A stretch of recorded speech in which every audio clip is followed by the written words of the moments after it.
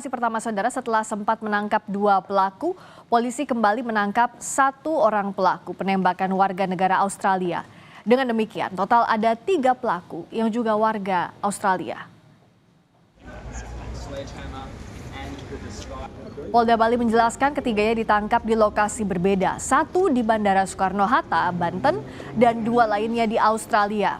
Dari hasil pemeriksaan, selain merencanakan pembunuhan, ketiganya juga merupakan eksekutor. Sebelumnya 2 warga Australia jadi korban penembakan di Badung, Bali, Sabtu pekan lalu. 1 tewas di tempat, sementara 1 lainnya luka serius. Tadi malam sudah berhasil diamankan 3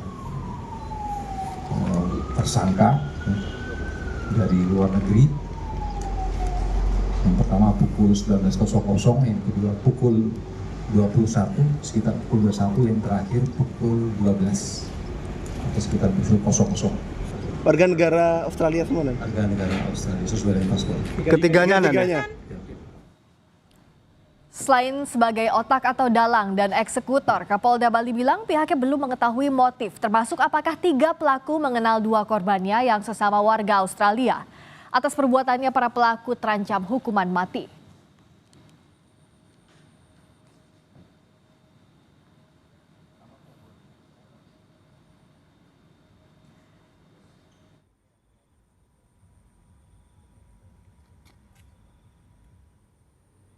Mereka adalah eksekutor dan yang mempersiapkan. Jadi mastermind-nya masih ada orang lain lagi? Bisa ada kemungkinan, kami masih pendalaman detail. Antara pelaku dengan korban sama-sama kenal, kan? Kami masih dalam. Tentunya ini nanti menyangkut motif ya. Apakah mereka mengakui perbuatannya, kan? Masih kami adakan pemeriksaan.